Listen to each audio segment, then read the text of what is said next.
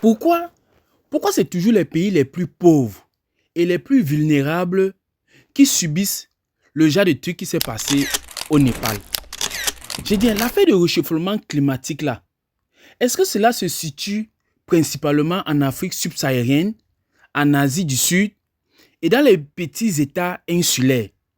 Comme par exemple, vous avez vu les images qui illustrent bien cette crise pour lesquelles les grands du monde, eux qui produisent réellement, se réunissent chaque fois.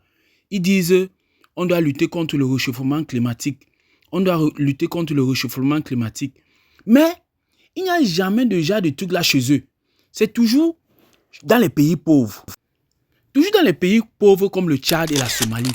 Eux là, qui subissent des sécheresses extrêmes, le manque d'eau et l'insécurité alimentaire. Sans oublier Madagascar.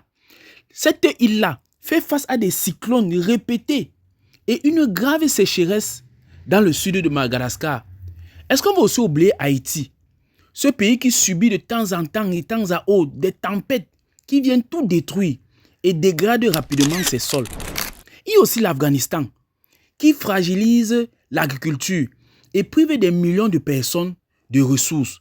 Or, le cas qui s'est passé au Népal là, ça c'est un cas que vraiment on n'a jamais vu. Le Népal est un pays moins avancé et ce pays-là, en lui-même, il émet très peu de gaz à effet de serre. Ça veut donc dire que lui, il subit ce qu'il ne produit même pas, alors que les grands pays produisent beaucoup les affaires d'effet de serre. Donc, et c'est maintenant les pays pauvres qui viennent en subir. Comme ce qui s'est passé l'autre jour, il y a quelques jours, au Népal. Le Népal, donc, vient subir de plein fouet les conséquences de la hausse de température mondiale. Ce qui provoque donc la fonte des glaciers. Vous savez que la hausse des températures fait fondre les glaciers de l'Himalaya. L'Himalaya, c'est une montagne qui est souvent visitée par plusieurs touristes. Dans la même zone, la hausse des températures provoque donc des inondations. Et les lacs glaciaires, donc, à cause de la hausse des températures, deviennent donc instables, ce qui provoque des grues soudaines, ce qui nuit aux récoltes et menace la sécurité alimentaire des paysans. La pauvreté dans la zone là aussi est aggravée.